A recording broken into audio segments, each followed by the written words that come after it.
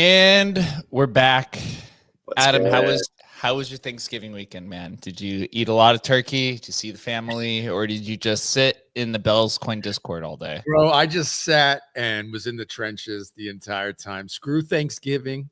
This is bull market, 2024. If you're not in the trenches on Thanksgiving, are you even in the trenches, bro? This is you don't get out of the trenches for Thanksgiving, dude. This is deep in the trenches, man. Dino coins happening, XRP pumping. It's crazy town, man. It's literally this is the fun stuff, man. This is what we wait for years for, man. This is it. Yeah, today was one of the first times where I hopped online. I was like, I don't even know what to talk about. There's too many things. There's like the Korea thing that I was reading about. What is going on? World War III is going to start. Oh my god! What? Gotta love this time, man, dude. It's just there's too many. There's just so many routes. There's too many to choose your adventure paths to go down, and so we'll cover some of those. But Chris, how was your Thanksgiving? I did see you on. Was that Friday? Is that Friday when we hung out? That was Friday. Yep. Yeah. How was the rest of your weekend? Thanksgiving was awesome. Just hung out with the fam, hung out with you a little bit, hung out with a bunch of friends. It's always a good time. Everyone's back in town from colleges or jobs, kind of getting back active. But it was really good. We have a lot to be thankful for this year, especially compared to maybe some previous years. So it's good. But Adam's right, man. These trenches, they don't sleep. So we were in the trenches a little bit, but this was a kind of a hands-off weekend for me. Yeah, we've been in the AI trenches and the building and the trading trenches. That's some fun stuff. We will cover that. But I guess first and foremost, the biggest headline obviously is that Dino coins are back. I guess you just say cult coins, which is unsurprising, but somehow it catches me off guard every single time that this happens. You have Murad and everyone talking about meme coins, and how you got to buy the cult, right, and follow the cult. And then, of course, XRP is the first one that puts on $100 billion of market cap. 6 years of downtrend in the matter of like 2 weeks. Incredible. And it's funny. I actually had posted. I don't know if you remember. I posted something on Twitter like 2 or 3 weeks ago where my dad texted me asking me about. Dude, that was bottom, dude. He literally called the bottom. Dude. Literally on November 12th, text me, says, "Hey, have you ever heard of Ripple crypto? Let me know." Right? Like that's like the dad thing. You got to tell us, how did this pop on your dad's radar, dude? I know my dad did. My dad, like, he's probably listening to this right now. He didn't buy it. It's one of his friends. He told me one of his friends got like a six-figure six-figure return from a lawsuit. I guess he put it all into Ripple. Bro, crushed it, man. Oh man. And so he was asking me about it, and it was literally up 450% since that text message. And now I'm seeing actually on the timeline more people talking about how their dad is just asking them about Ripple. And I'm like, that's just the dad coin, I guess. Like that's the cult coin of pops. If you got a kid, you're probably buying Ripple. I saw a tweet from Kobe who said that, it's like clockwork. Every 4 years in November, just buy Ripple then. It always pumps in November. So end of October, early November, it's like a clockwork pump. That's great. Crazy. Look at this. This post had 100 likes too. You have people saying, "Oh boy," people saying Ripple's such a dad play, right? It's always Ripple. Just always been that way. I actually, over the weekend, because I saw some friends as well. Most of my like nightclub friends have been texting me about crypto, and it seems like they all just end up buying Dogecoin. It's like the large majority of them are just like, I don't know what to buy, and they're asking me, do I buy Hedera? Do I buy Ripple? What do I buy? And I'm like, dude, do not ask me. I'm probably going to fade all of that. But it does seem like just whatever's listed on Coinbase is where people are going to be buying. And obviously Ripple and Stellar seem to be the ones of choice because of just clear unit bias. But also on the other, I'll take some of the other side of this. Over the last year and a half, we've spent just trading meme coins for the most part. And a lot of people who I've been talking with are somewhat interested in like the technology of it as well. Whether the technology is a meme itself, right? Like Cardano. The pure meme play doesn't seem to be, you know, what retail wants, to be honest. Maybe the Zoomers, but the majority of people who have wealth, I don't think are as interested in just the pure memes. I think I put out a tweet. I said, you know, a question like, how many people here have an XRP wallet? You know, it's like the answer is 0.0, except for the people who are like, I think I got one in 2017, but I'd have to like go dig it up. You know what I mean? It's like one of these like invisible things. But as you said, Coinbase, normies, you know, they see it on CNBC maybe, you know, and they're like, oh, this is crypto. And, you know, I don't know. I guess, hey, man, if you've held bags for 4 years, you know, you deserve a pump, I guess. Some of those are like 8 years, right? They've been holding since the previous bull run. So that's like 8 years total. I mean, it's truly incredible to see. I didn't see this coming. Props to anyone who held that. But I mean, it's insane that they've actually survived this long. They beat their lawsuits, and they were always some of the best in manufacturing these pumps, right? So, I mean, the Ripple chart's just absolutely insane. That 4-year pump cycle, bro. 2018, 2021, and you know, today. Incredible. Crazy. Just absolute vertical. Well, you know what's actually even funnier is that so the best performing asset in the top 100 over the last 7 days is Hedera, right? So props to Patches, man, who's been holding on to that. And then IOTA. I remember I bought IOTA back in 2017 during the crazy ICO days. It's a DAG. It's like it's not a specifically a blockchain, but it uses some sort of similar consensus mechanism. And it had a partnership with Jaguar back in the day, I believe. And then number 3, you got Virtuals, which has just been going on an absolute tear. The AI meta, man. I don't know if you've been following that recently. Did you see so Virtuals, for those who don't know, Virtuals is a AI agent minting platform, kind of like Pump Fund, but it's on Base. That seems to be where a lot of these AI or a lot of the AI traction's either on Solana or it's on Base for the most part. Yep.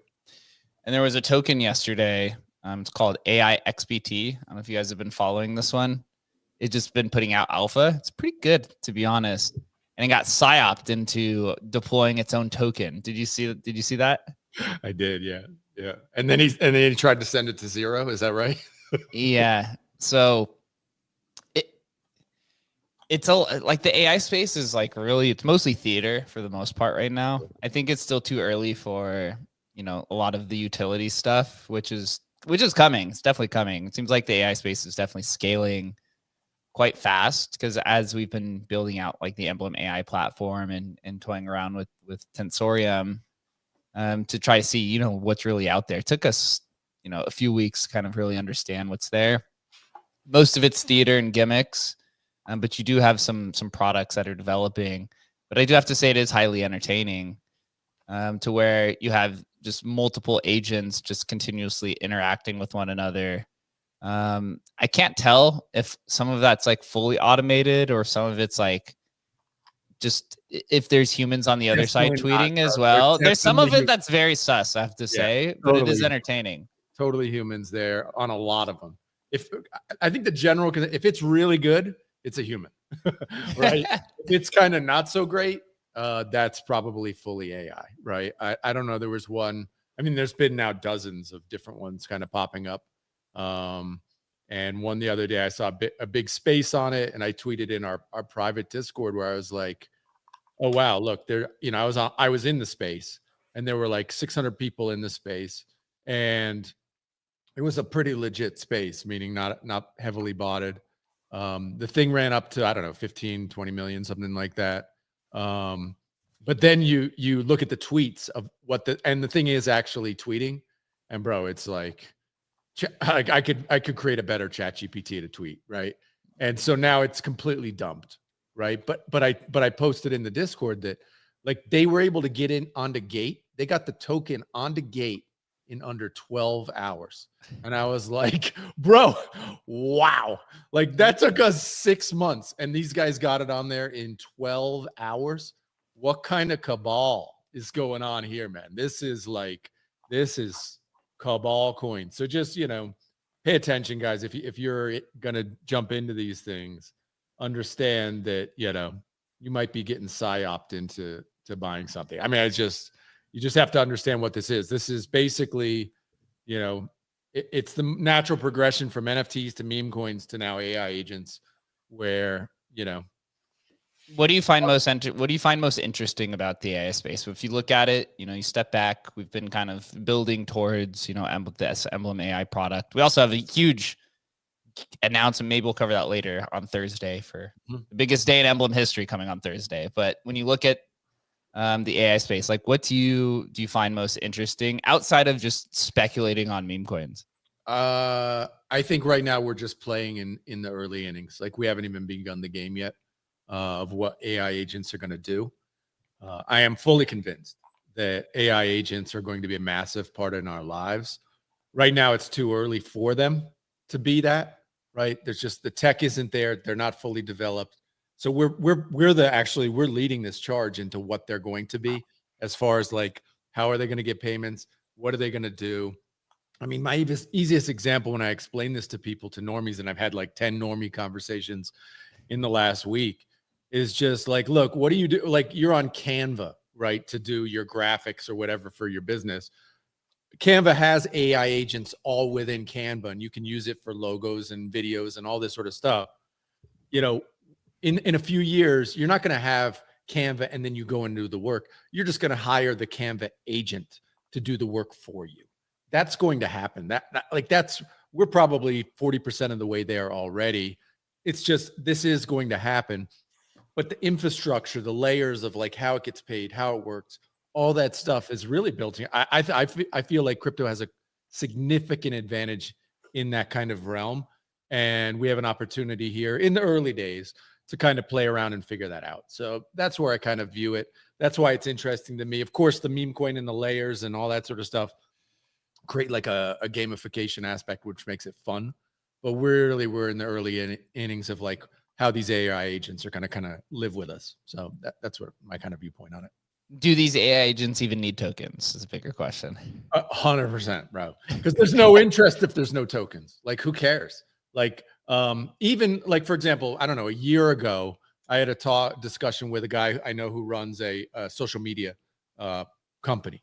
And I tried to convince him at that time, which it was too clunky back then, but I tried to convince him at that time, bro, just create your own proprietary AI agents to do socials, to do TikTok and, X and Facebook, and just live, right? Because these things can work 24 hours a day.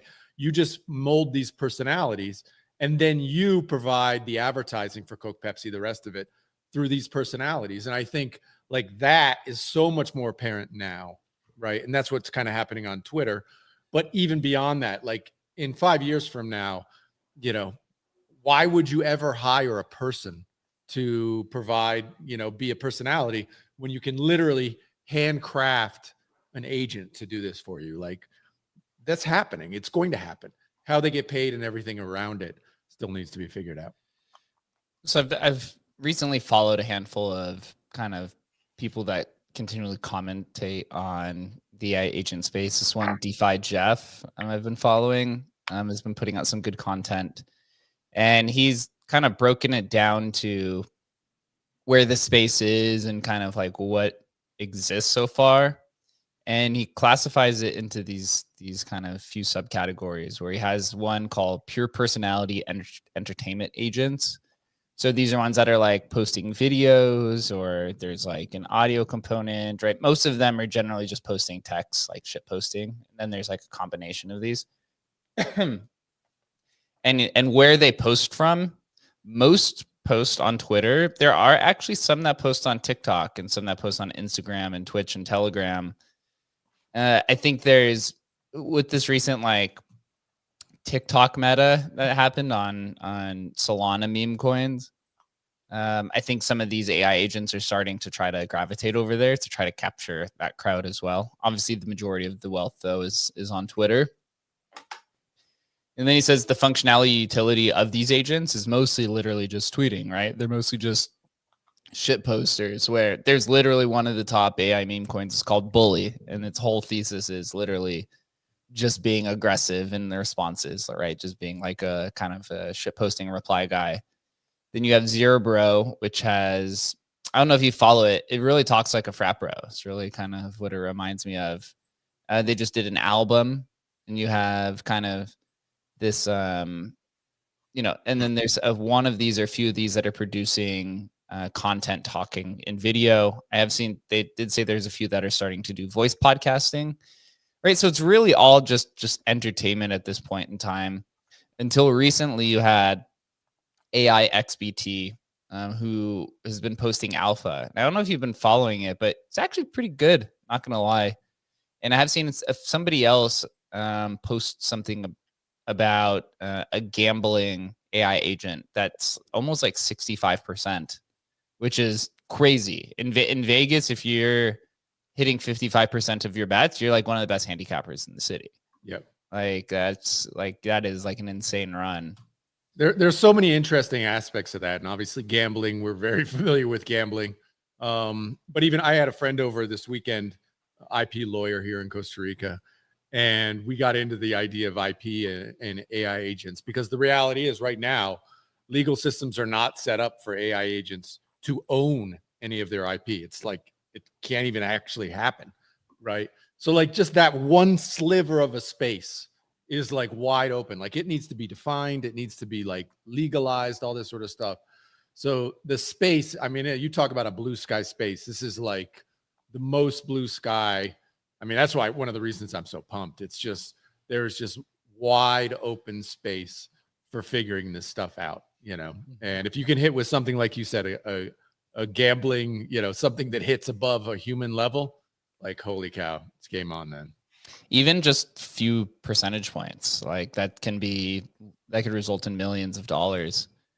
And so it looks like the progression here with these AI agents is you have these like meme ones, right? That's kind of starting to get saturated to the top. Then you have this like sourcing alpha kind of idea that seems to be where the state currently is, where you have this like gambling one, you have the AI XBT agent who got psyoped into deploying his own token, which was kind of clever.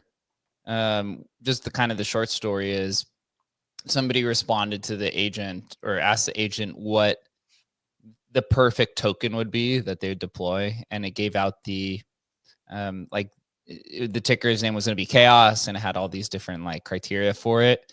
And then somebody responded with this other AI agent that deploys tokens on Twitter based off of the things that you say. So it was like an AI agent deployed the token for the AI agent, and the AI agent apparently was upset about it, that it got psyoped, but now it's made 200 grand in fees.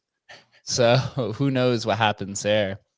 But then Jeff, on this post, he says the next state, which is called the blue ocean, he calls it the on-chain capabilities. He says, this is the ultimate blue ocean. We're talking agents that can autonomously trade, manage portfolios, yield farm, distribute tokens. Infrastructure isn't there yet, but teams like Almanac, I guess, is pushing to do these boundaries.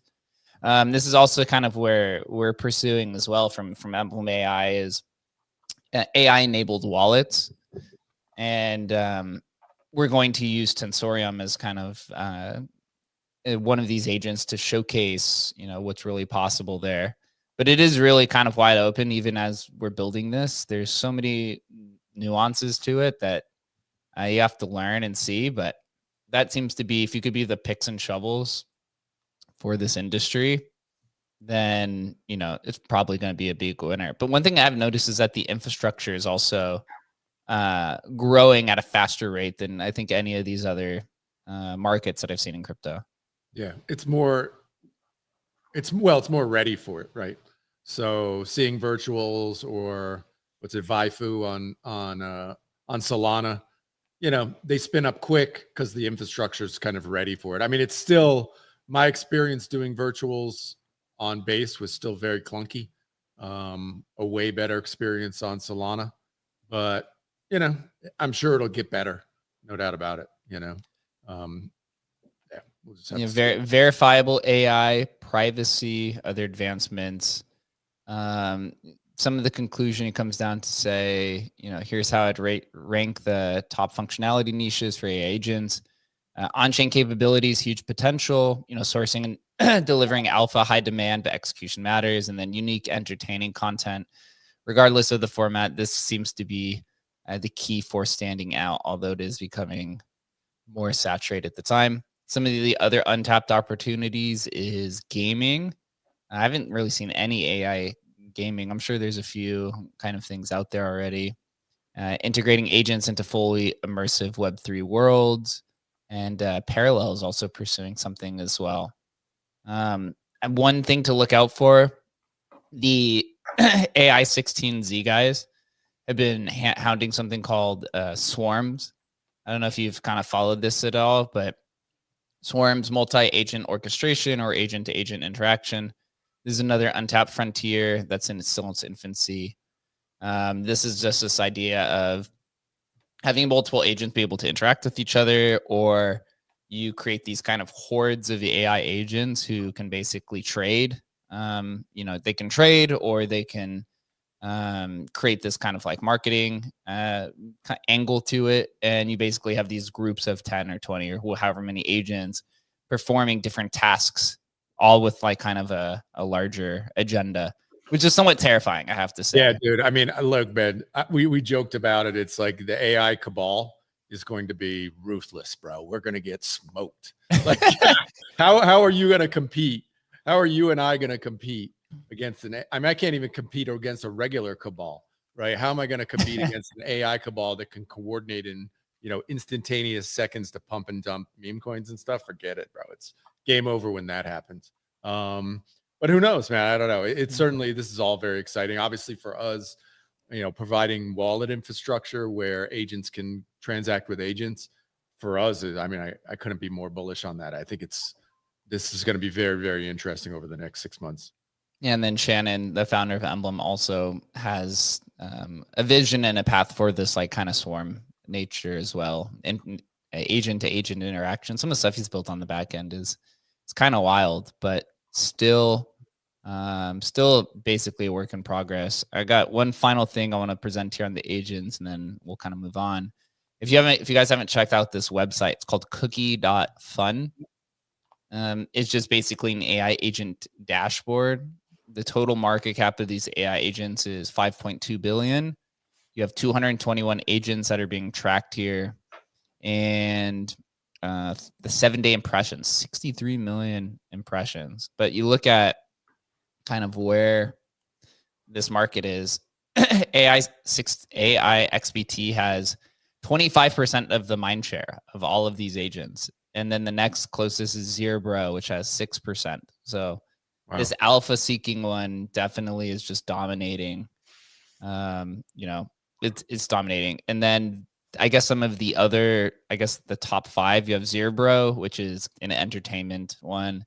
I don't know what this ALK one is. I'll have to look into that. And then you have GOAT, which is entertainment. Bully is entertainment. God is entertainment. All right. So it's really just more of these just meme coins that are just taking off. Maybe Chris could tell me, how is it alpha if everybody gets it at the same time?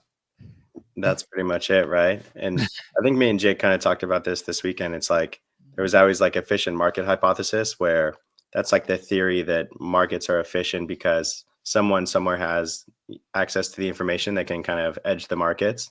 And the only thing that was missing from that was kind of like instantaneously doing it. Sure, you can have bots, but they don't have the kind of agency that these AIs do. But now, like anytime anything happens in the world, you're going to have a swarm of AIs literally triggering whatever the trade would be on, even more so than any of the bots would. So it's going to be, I don't know what it's going to do for alpha. I don't know what it's going to do for financial markets. It's kind of crazy to see that everywhere we look, AI is totally taking over, and like we're kind of on the forefront of it, right? But for the average person, they have no idea. And it's not only just lawyers and medicine and markets. It's also everything from, like you said, the Twitter intern. The Twitter intern doesn't even have a job anymore. Yeah. And I don't know. Go ahead. You just think about the AI XBT or whatever, and we realize that so many of them are like, it's a combo of the agent plus a human. For and sure. you just realize how this could be you front run, manipulated, all sorts of like stuff, right? Yeah, I don't know. Bit of a shit show. Yeah, it's gonna be crazy to see, but I just think the wildest part to me is how fast this is happening. Like it's actually happening today. Like we have a cross-chain wallet that AIs can actually interact with and trade between themselves. That's crazy. And so for us, that's pretty mind-blowing. For the average consumer, the average just person living their day-to-day life, that's like insane. They couldn't even imagine that that's a real thing, let alone that it's happening today. So yeah, the next 6 months, the next year is going to be absolutely insane. Yeah, I was trying to explain to my family who's not into crypto, my dad's side of the family. They were trying to ask me what I do. And I was trying to explain to them AI, and they were just like, what? What is that? Like, they're from like hillbilly area of Maryland, and technology is not like their strongest suit. And just even trying to explain to them that there are these like autonomous agents who could potentially trade like stocks online without anybody, they were just like, they just didn't really comprehend what was going on. So a lot, what's to come is going to, it's going to be basically a shell shock to a lot of these people, unfortunately.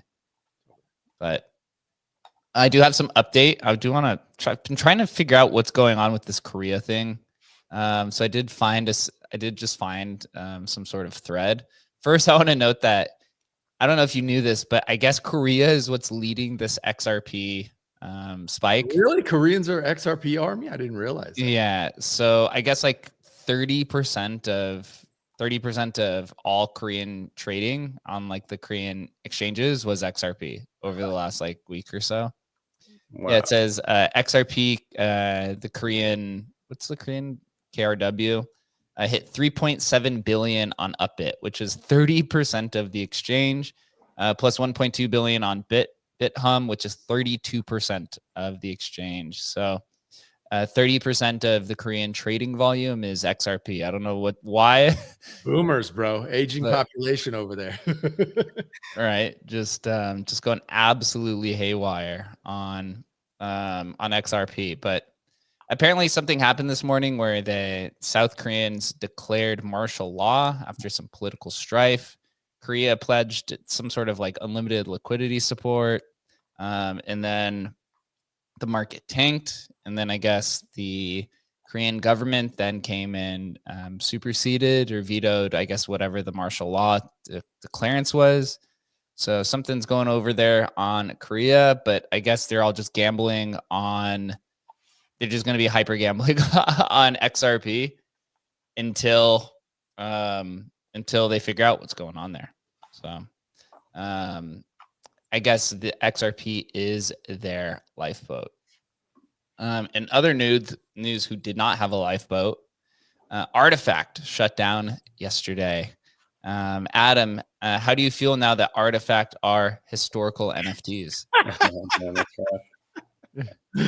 Right. Well, who is it? Choose Rich or Get Rich Nick or whatever his name is. He called this like a year ago, right? He was like, he made a video on this. Choose Rich Nick called this. I don't know how he knew or whatever. Maybe he was just shooting the shit. But yeah, it's funny, dude. It's like, to not spin it out or give it to somebody else, just to close it down completely. It is what it is, man. Web3 is it's a tough game out here, man. You think of all the top collections that were in 2021. You have Moonbirds is now, I guess it was acquired, right? It's pretty much dead effectively at this point. You have Artifact that's closed down. Pudgy Penguins was acquired, right? And now they're one of the top collections. You have Yuga Labs, who's still, who's still kind of hanging around, who've gone through like their own kind of turmoil. And then you have Azuki, really. Outside of that, I think that's really all you have in terms of like actual teams that are backing the NFT collections. Yep. You had to be able to earn enough money to survive, basically. And most teams, even if they made, maybe multiple millions, they just took it and ghosted, right? I mean, it's so much easier just to ghost. But it's surprising, being this is a big company. Yeah. I think you do have Cool Cats, who I think also went under like different types of management. as well. They brought in a different leader. You do have the Miladies, but that's just more of just kind of like an art collection.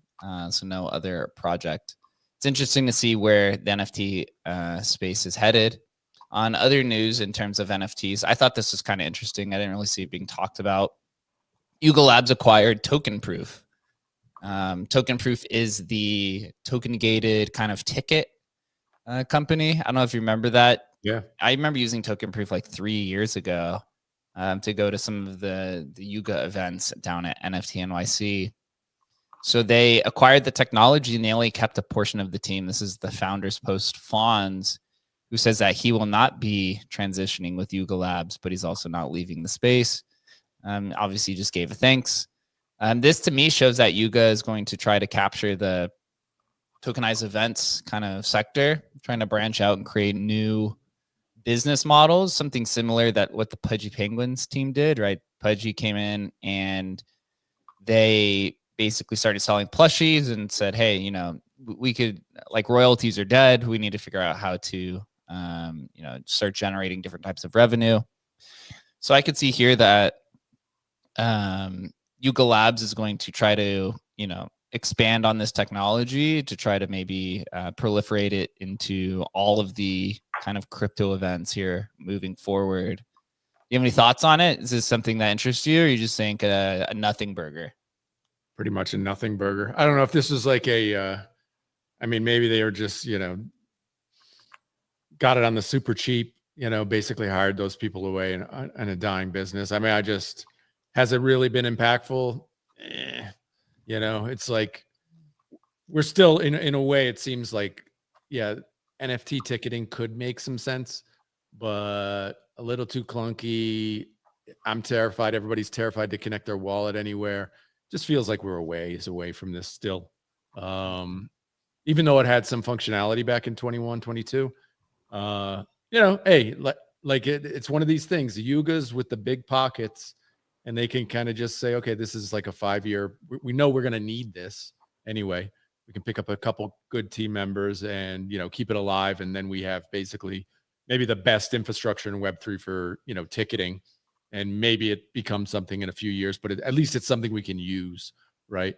But it feels like this was probably a dead business that they just kind of sucked in a couple employees. Yeah, kind of interesting. I'm sure that they got it for super cheap. Just kind of weird to see that this is kind of like where their focus would be. I mean, at this point of the market, it's almost the point of maximum opportunity to be really acquiring whatever business you want.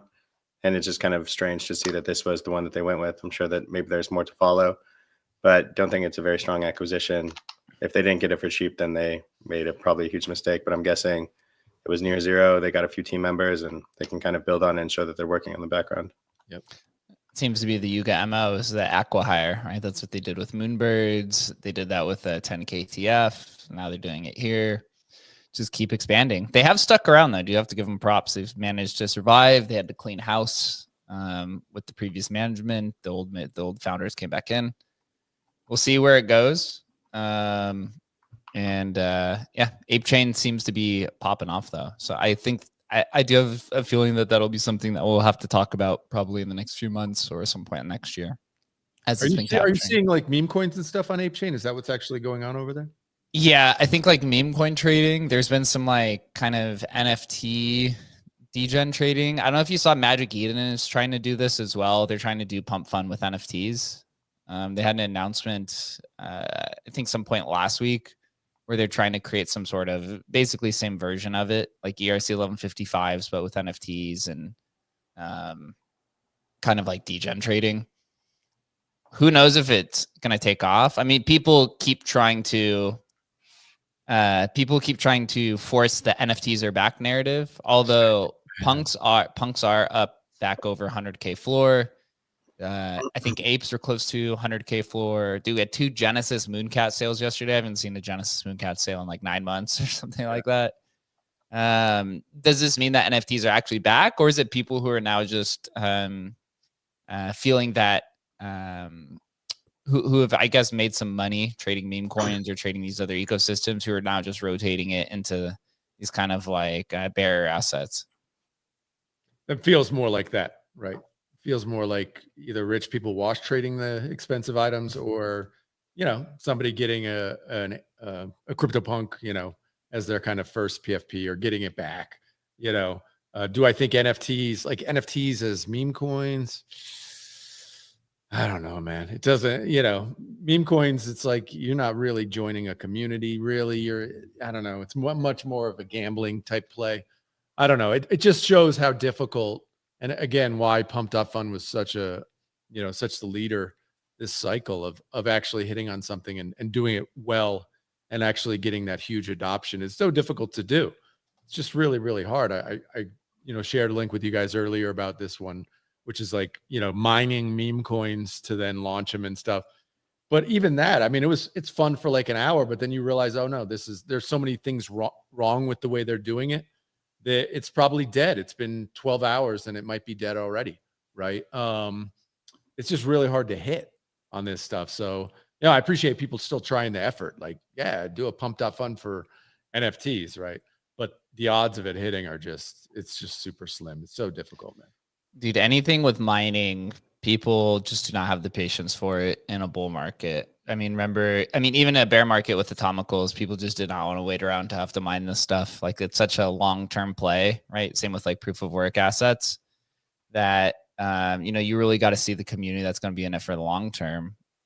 This was like Jake pulled it up on the live stream there. I think UTXO Detective was on a stream last night. Is where I heard of this.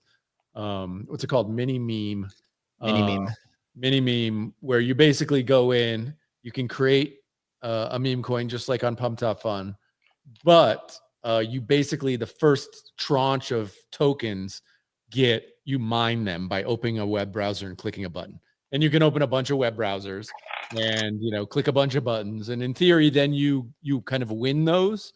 Then you still have to mint them, and then it can go, then there's like a buy period where people can buy the remaining supply, but it's super low, super low market cap. Like, to get it on Radium, I want to say it's like $400 or $500, some ridiculously it says $355 in 20 cents. So it's like, what is that? I don't even know. And so, like, if you click through the ones that have like made it, like, I don't know, click on any one of those, Jake, and go to it on actually that's not even like live, but you go to it on Deck Screen or whatever, and the market cap's $800. And you're like, what is this? You can't even you can't even buy it through your normal wallets. It's like, I don't know. It just seems like, it's a cool little try. And like, to be clear, even Pump.Fun, they had to readjust their like bonding curve and stuff. So maybe these guys are able to figure it out, because it was fun to do. I did it for like an hour last night. But certainly in its current form, it's not going to survive. Hey, if I could put $10 in a token at a $300 market cap, like, bro, I was like, let me just buy $100 and like own half the token, right? It's like, I don't know, man. Who knows?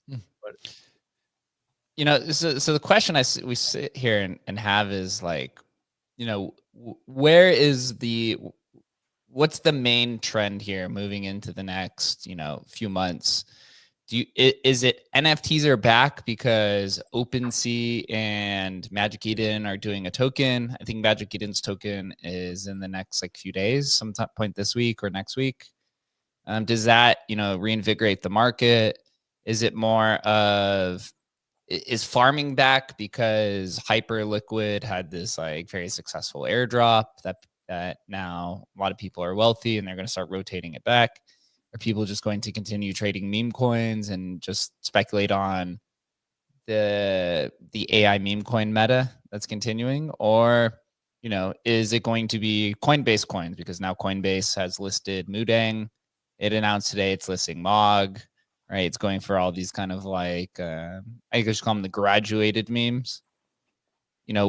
What is it? Maybe it's a combination of all of them. But if you had to, bet and say, this is where the majority of the volume is going to be over the next few months, Chris, where would you think that's headed to? I think that for NFTs now, I think a lot of people are front running kind of that Magic Eden airdrop. I think that makes a lot of sense. And then I think that NFTs in general are just like a function of on-chain liquidity. And so the deeper you get into the cycle, the better that NFTs are going to do, because once people make a little bit of money, they're already in crypto. They want to kind of spend it within the on-chain economy. So I think that that's kind of why they've been struggling. I just think it's just like a normal economy. When the actual economy that people are working, their incomes are higher, they spend more money within that real economy. And I think that's exactly the same for the digital economy. Yeah, I agree with that in a lot of ways. You know, if there's going to be an NFT bull run, my gut would say it's probably going to be on Solana, because that's where the kind of gains have happened, to Chris's point. You know, am I thinking of rotating money into NFTs? Well, I don't think so. You know, I don't know. It could happen. It might happen. You know, it's indicating right now that it will happen. But I mean, it's just, it becomes like, okay, which Solana one, you know, is it the Dinos over there? I don't even know. You know, it's just, for me, I don't have enough attention to understand where to put my attention. Right. So I don't know. It's really tough to try and figure that out. This is like a perfect example. I need the AI agent to tell me what to do, man. You know? I try to, so for me, like one of the functions I try to use to see like where the attention is. So I look at like the spaces and to see, you know, what has the most attention.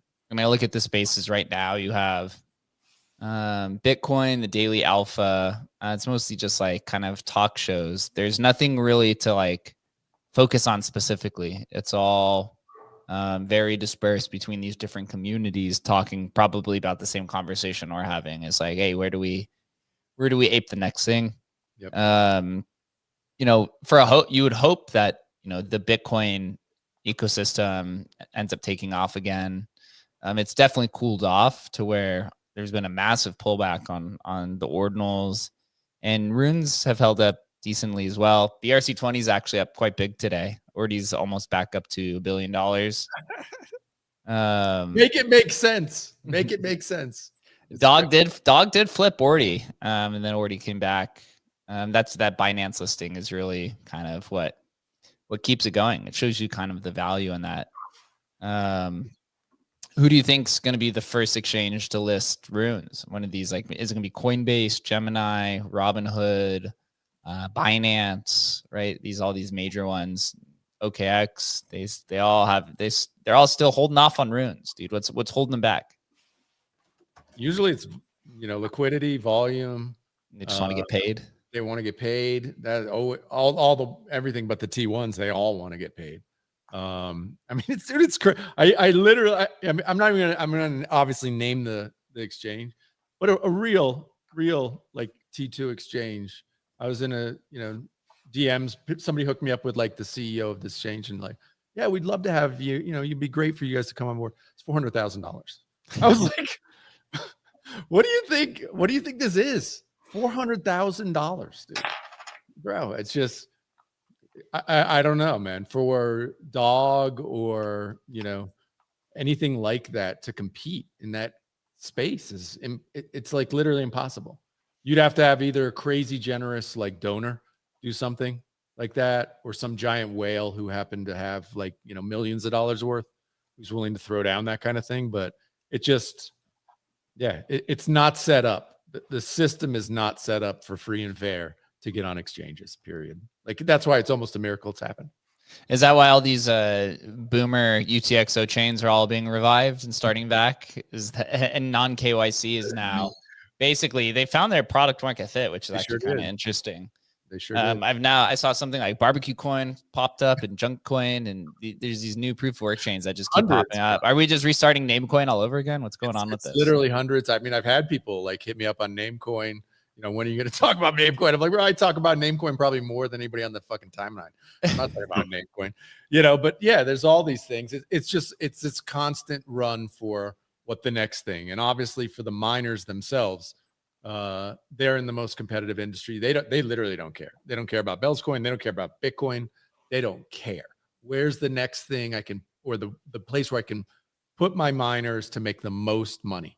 And so they'll literally jump on, you know, dog shit coin. They don't care. So, and I've been approached literally by miners who are like, let's find another one. And I'm like, dude, I'm not, dude, sorry. You know, but you know, it is what it is. Everybody's out here trying to, you know, make their bag, and the miners are no different. They're actually just more transparent. You know what they're doing. They could care less. They just want to make the most money.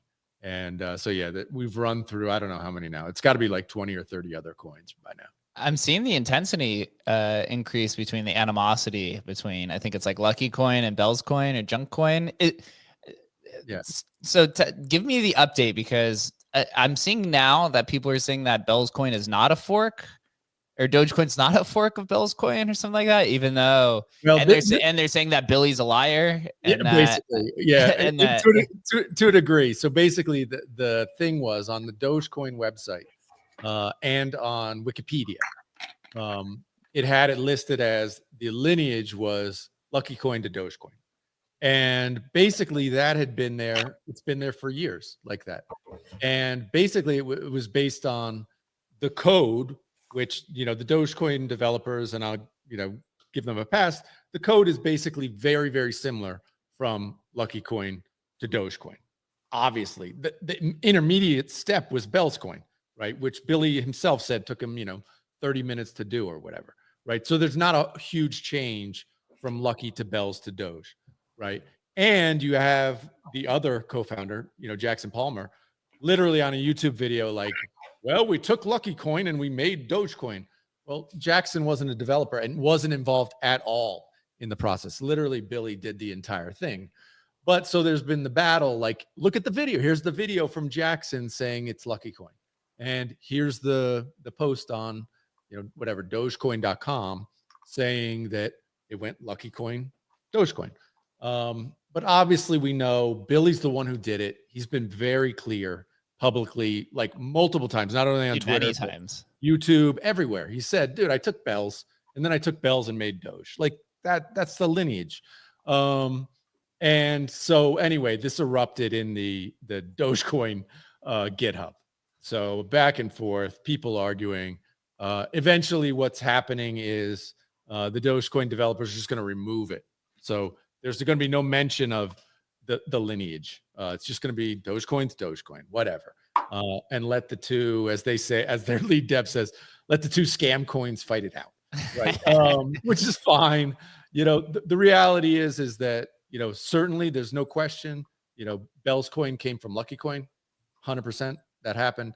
I think, the majority of us can agree that it went from Bell's Coin to Dogecoin. The reality is, whether you believe that or not, doesn't really matter. Billy created two coins. He created Bell's and Doge.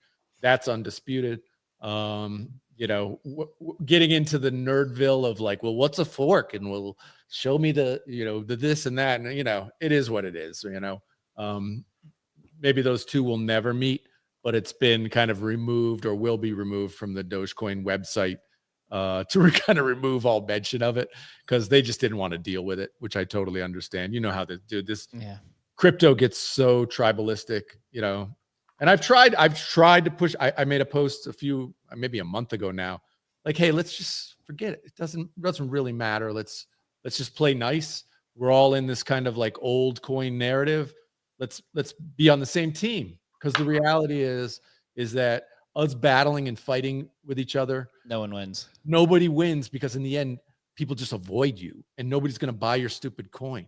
Right. So let's just be together and be like, hey, dude, we're old kind of blockchains and we have these cool stories and stuff. And let's just move forward like that.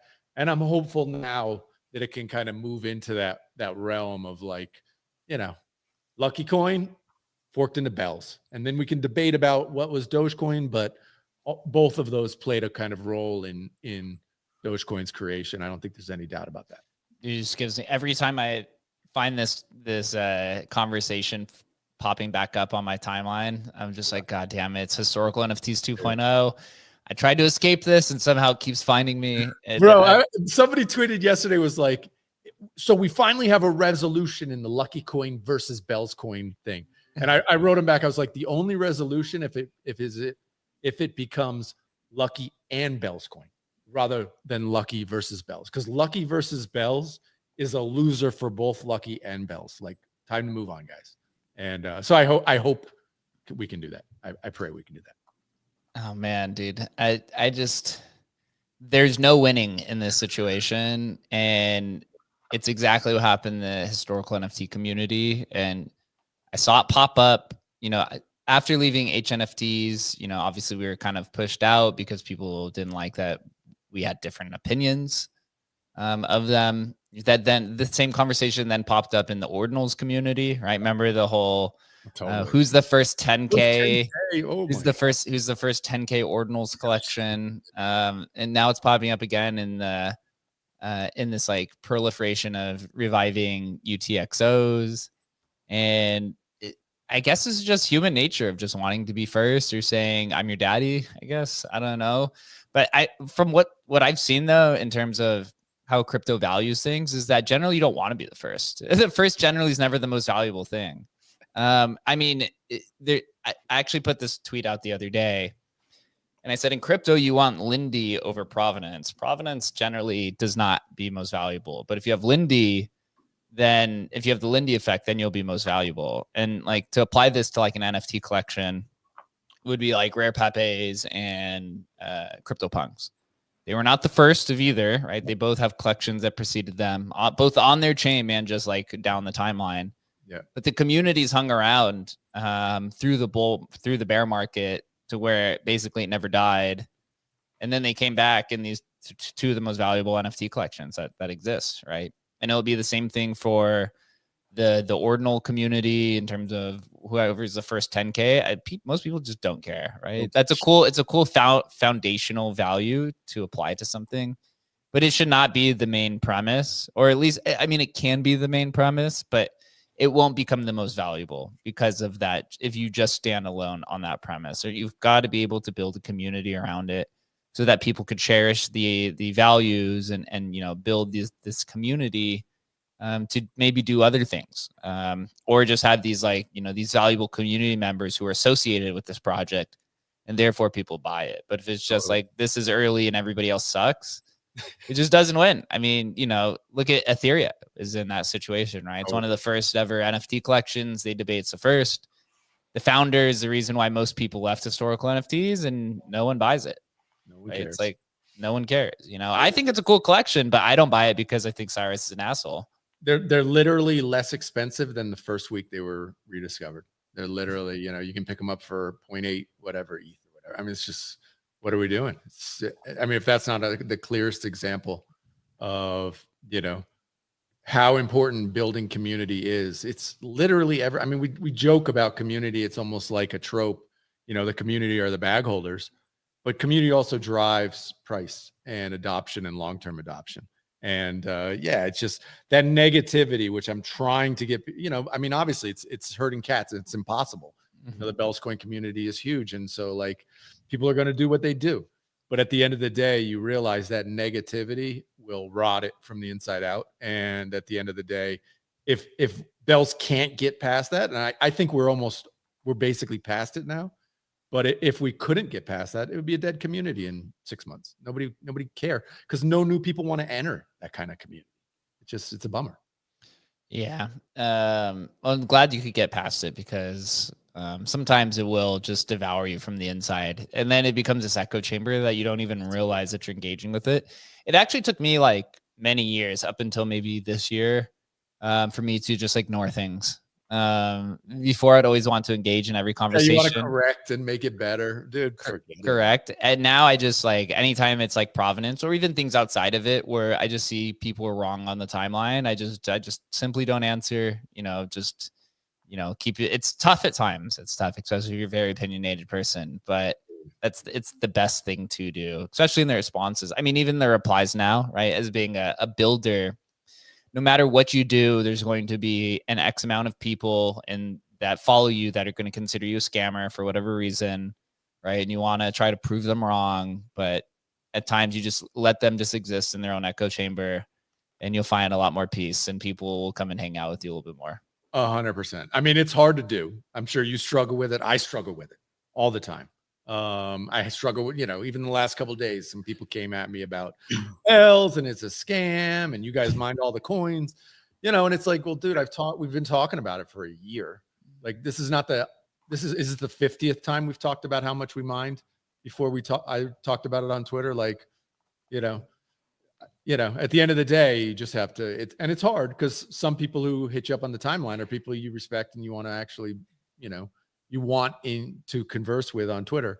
But at the end of the day, it's like, what are we doing here? Because I know that if I push back or whatever, we're not going to come to a resolution. I'm not going to get him to see my point of view. And he thinks Bells is a scam. There we go.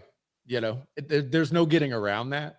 The only thing I can do is try and, you know, lean into Bells, put my time and energy in, and try to build something substantial, which is what I'm trying to do. But whether it works or fails or whatever, if it fails, yeah, maybe people do think it's a scam. But if it succeeds, then we have the biggest, baddest ass UTXO block. I don't know, man. We'll see.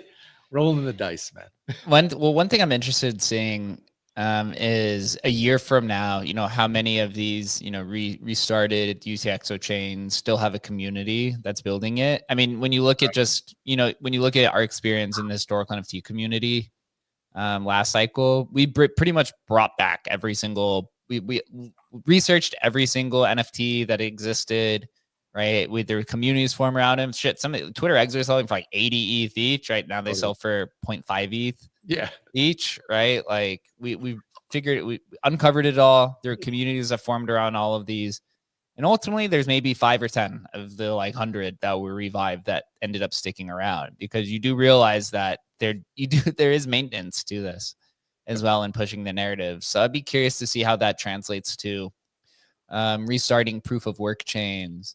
I mean, because there's maintenance there. Most are going to. Yeah, you need miners, right? That's like an underlying thing. You need miners. I think, you know, obviously that was the big thing that Bells was able to do, was get merge mining. But dude, I mean, like I've said before, Bells was spun up at least one other, you know, real significant attempt to relaunch it that failed, right? So, and you know, when we relaunched Bell, like that was the first thing Billy said was like, bro, you got to get merge mining because this thing will fail again, you know? So yeah, I mean, are all these small little one, whatever barbecue coin, you know, is that going to live? It may, like, you know, maybe they catch narrative and catch fire and catch community, but you need the developers like to keep this thing running, and you need miners to keep things running. And it's hard, man. There's no, like, none of it, you know, yes, some guys are going to be able to pump, dump, make millions.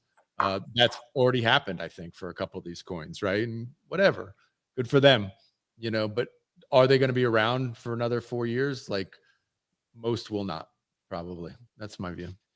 Yeah, I agree as well. I've seen, I'm not going to name any of them, but there's maybe 3 or 4 that have any sort of sustainable community. There's a handful of them have reached out to us about getting them in the Televault bridge, which shows that there's some interest there.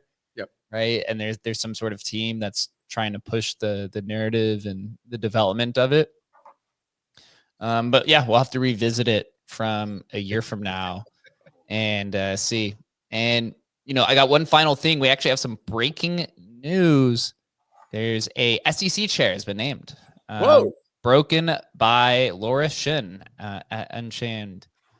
Paul Atkins to be the next SEC chair, Trump making good on his crypto promises. Atkins has been a vocal supporter of the industry and was the first libertarian to serve as SEC commissioner under George Bush. Oh my God, is Bitcoin over 100K yet? Holy hell, this is like, that's bullish right there. So Laura just broke this 15 minutes ago. And I'm seeing the timeline now post about it and credit her as the source. So it seems like she's the one. So good for her for breaking that. It's like some major news.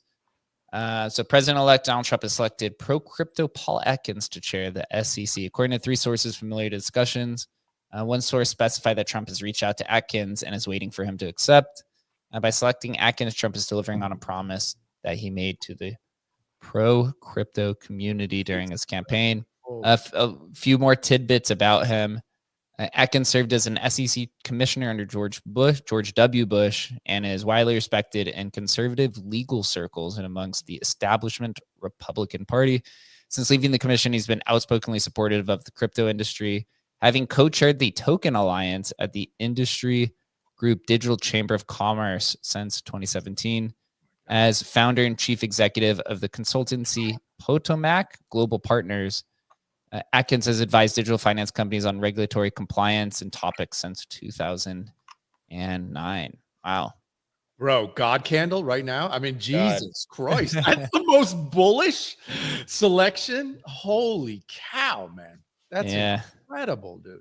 So no immediate. Oh, hold on. Let's see. So last 24 hours, there was a big candle up. Yeah, it went from 93 to 96. Now it's kind of consolidating back around. So bullish on the crypto community. Chris, Bro, that is so bullish. That's outrageously bullish. You telling me a libertarian's going to be the SEC chair? Holy cow, dude.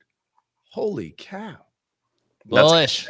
That's a good pick. I mean, I knew him from just the Digital Chamber of Commerce, somewhat similar of an organization to something like Coin Center, really working on crypto policy. So great to see. I mean, we don't get too many people like that. It's just crazy to see how far we've come in the last few weeks, months, maybe. I mean, a couple months ago, we were debating if the Trump admin was going to follow through on any promises within the digital asset ecosystem. Now we have rumors of a Bitcoin strategic reserve, maybe some industrial scale mining really brought to the United States. The head of the SEC is, super pro crypto. It's hard to imagine like a more pro crypto environment than where we are today, which is, night and day from where we were 90 days ago. So insane timeline. Couldn't be more bullish. Crypto for Harris, dude. It's so funny. Anytime there's good news, like I quote tweet crypto for Harris and it gets 0 engagement. It gets 0 likes. So stop doing it. Oh man. I mean, I'm just happy with the win. We'll take the win. I don't have anything to say about crypto for Harris. Oh my God. Yeah. Good news, guys. Good news. Bullish. I think we'll wrap it up there. Tomorrow we are having on the founder of Lit Protocol. That's right. Yes, we are. So that's going to be exciting because leading into that, right? So Emblem 2.0 is built on Lit Protocol. So we're having the founder of Lit Protocol come in, and he's going to explain to us what Lit Protocol is and, why Emblem is using it. David Snyder, he's like a pretty smart guy. I've had a few conversations with him. Emblem AI is also built off of Lit Protocol. So this is how we get these like decentralized wallets and non-custodial vaults and all this different type of technology. If you guys tuned into last week's conversation with RuneBridge, we also covered this as well about how TSS and MPC TSS and TE systems are basically now required if you're an interoperability protocol to create kind of this more decentralized layer for bridging and things of that nature. So Emblem is using Lit Protocol. Some of these other ones are using ICP or NEAR or XYZ. So we're gonna have him come in, explain that stuff, and then on Thursday, our tokenomics release. Man, I have to say, I'm somewhat relieved to finally be able to share this because I've been working on it. We've been working on it for 8 months at this point, tweaking it, tuning it, all the back end conversations. I've probably personally DM'd 300 to 400 people. That's not even a joke. All these long conversations and holy fuck. But as we said earlier, like 15 minutes ago, there's going to be some people that are upset about it, no matter no matter how much time you put into it, or right, how much thought and Elkins and all that. But excited to finally be moving into the Emblem 2.0 era. And then we'll talk with David Schneider about that. So appreciate everyone who joined us for the conversation. Make sure to follow the Emblem account because we host a show Tuesday through Thursday at 11:30 a.m. Eastern time. Crypto is going wild. We just got another win, and we'll see you guys back here tomorrow at 11:30 a.m. Eastern time.